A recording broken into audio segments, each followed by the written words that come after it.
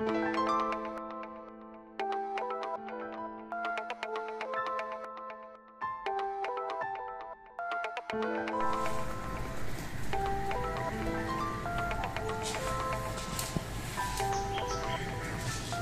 സാബുദാന കിച്ചടി കാണിക്കാം. ഇത് മഹാരാഷ്ട്രയുടെ ഒരു ഉപവാസത്തിനൊക്കെ കഴിക്കുന്ന നമ്മുടെ ഉപ്പുമാവ് പോലത്തെ ഒരു സാധനം. ഈ ചൗവരി എല്ലാവർക്കും അറിയായിരിക്കുമല്ലോ. ഇങ്ങനെ ഇത് കപ്പയെന്ന് എടുക്കുന്നത്, അതുകൊണ്ടായിരിക്കും അവർ ഉപവാസത്തിന് ഉപയോഗിക്കുന്നത്. ഇതെങ്ങനെയാണ് ഉണ്ടാക്കുന്നതെന്ന് വെച്ചാൽ ഇത് അത് പിന്നെ മെത്തേഡിൽ കാണിക്കുന്നുണ്ട്. ഇത് കുതിർത്തെടുക്കുന്നത് ഇതിൻ്റെ പ്രധാനപ്പെട്ടത്. ഇതിങ്ങനെ വിട്ട് തന്നെ ഇരിക്കണം കുതിർന്ന് കഴിഞ്ഞാൽ. അത് പിന്നെ മെത്തേഡിൽ ഞാൻ പറയുന്നുണ്ട് ഇതൊക്കെ. പിന്നെ കപ്പലണ്ടി വറുത്തത് വേണമെങ്കിലും ഉപയോഗിക്കാം. വറുക്കാതെ പച്ചക്കപ്പലണ്ടി ആണെങ്കിൽ മൈക്രോവേവിൽ 1 മിനിറ്റ് വെച്ചാൽ അതിൻ്റെ തൊലി പെട്ടെന്ന് കളയാൻ പറ്റും. അല്ലെങ്കിൽ വറുത്ത കപ്പലണ്ടി ഒന്ന് ക്രഷ് ചെയ്തിട്ടിട്ടാൽ മതി. അങ്ങനെ വിശദമായിട്ട് ഞാൻ ആ മെത്തേഡിൽ പറഞ്ഞിട്ടില്ല, അതുകൊണ്ടാണ് പറയുന്നത്. ഇനി ഇത് കുതിർക്കുന്നതാണ് ഇതിൽ പ്രധാനമായിട്ടുള്ളത്. ഇത് കുതിർന്ന് കിട്ടുന്നതാണ് പ്രധാനം. ഇതിനാവശ്യത്തിന് മാത്രം വെള്ളം ചേർക്കണം. കുറച്ച് വെള്ളം കുറഞ്ഞാലും കൂടരുത്. ഇടയ്ക്കൊന്ന് കുടഞ്ഞിടുക വേണം. വെള്ളം ഒഴിച്ച് കഴിഞ്ഞ് കുറച്ച് കുതിർന്നുകൊണ്ടിരിക്കുമ്പോൾ ഇടയ്ക്കൊന്ന് കുടഞ്ഞ് എല്ലാവരും ശരിയായോ എന്നൊക്കെ നോക്കണം. ഇനി ഉണ്ടാക്കുന്നത് എങ്ങനെയാണെന്ന് നമുക്ക് നോക്കാം.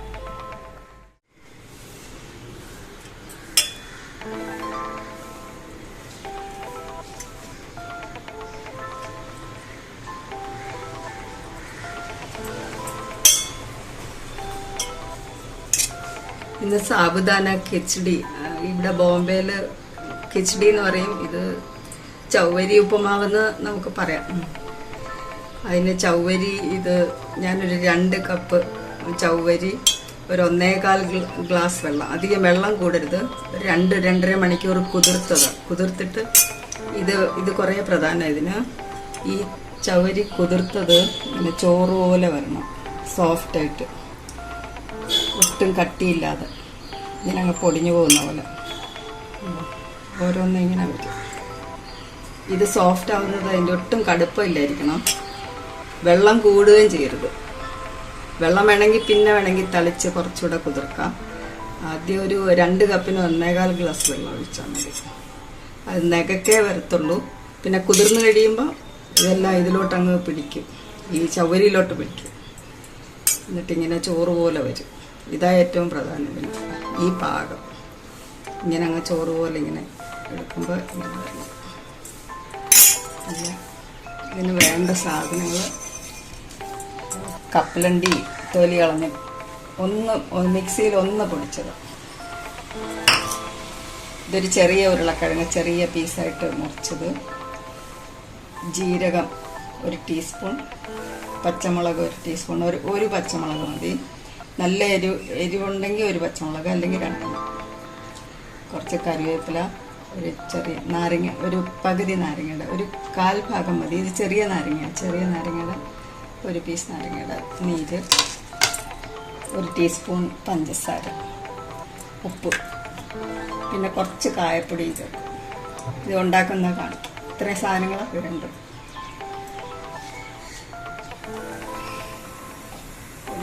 ഒരു ടീസ്പൂൺ നെയ്യ് ഒഴിക്കാം.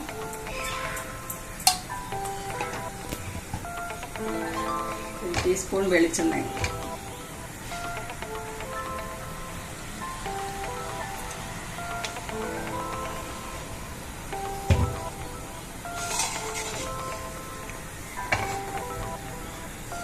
ആദ്യം ജീരകം ഇടും.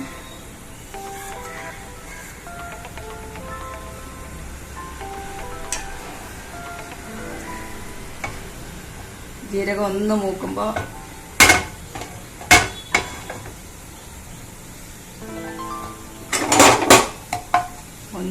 പച്ചമുളക്,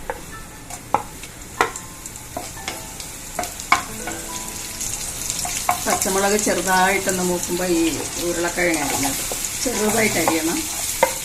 ചെറിയ തേങ്ങയൊക്കെ അരിഞ്ഞെടുക്കുന്ന പോലെ.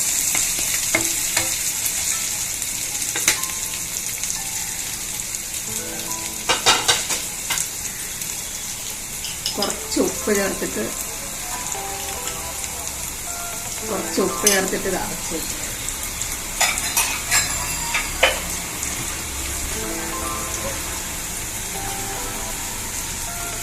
ഒന്ന് വേവാൻ വേണ്ടി ഒന്ന് അടച്ച് വെക്കാം. ഉരുളക്കിഴങ്ങ് വേവാൻ വേണ്ടി.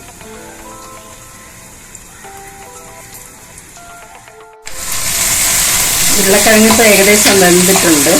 ഒരു 3 മിനിറ്റ് ഞാൻ അടച്ചു വെച്ചിരുന്നു കേട്ടോ. ചെറുതായിട്ട് അരിയുമ്പോൾ പെട്ടെന്ന് അങ്ങ് വേവും. ഒരു 2-3 മിനിറ്റിനകം വേവും. എന്നിട്ട് ഈ ചവരി കുതിർത്ത് വെച്ചിരിക്കുന്ന വെള്ളം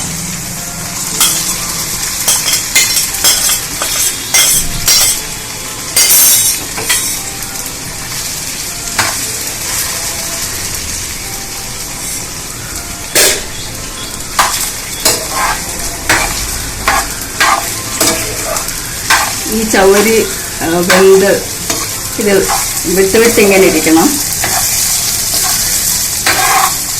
ഇതൊരു 4-5 മിനിറ്റ് ചെറിയ തീയിൽ ഇങ്ങനെ ഇളക്കിക്കൊണ്ടിരിക്കണം ഇടയ്ക്കൊക്കെ.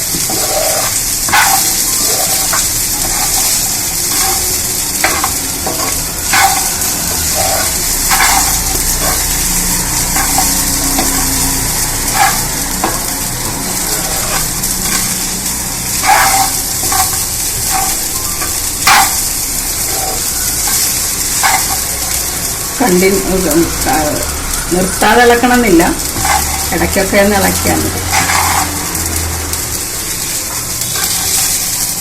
ഇതാവുമ്പോൾ നല്ല ഇങ്ങനെ മുത്തുപോലെ പളുങ്ക് പോലെ ട്രാൻസ്പെറൻ്റ് ആയിട്ട് വരും. അതാ അതിൻ്റെ പാകം.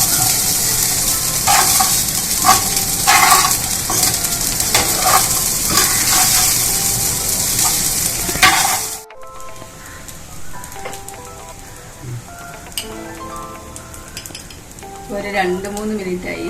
കുറച്ച് ഉപ്പും കൂടെ ചേർക്കും.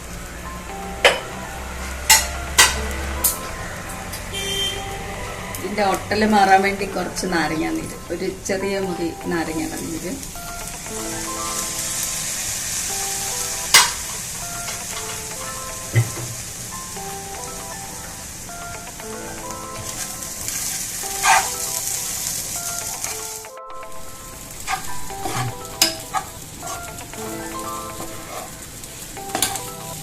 ഇതിൽ കപ്പലണ്ടി ചേർക്കാതെ ഞാൻ കുറച്ച് മാറ്റി, അതുകൊണ്ടാണ് കുറച്ച് ക്വാണ്ടിറ്റി കുറഞ്ഞത്. ഇപ്പൊ കപ്പലണ്ടി ചേർക്കാം.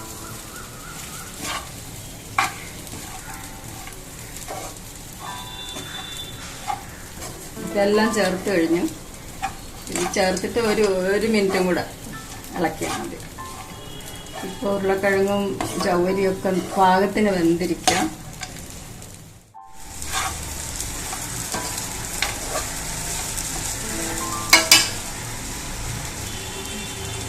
കുറച്ച് കായപ്പൊടിയും കൂടെ, കുറച്ചൊരു 1/4 ടീസ്പൂൺ.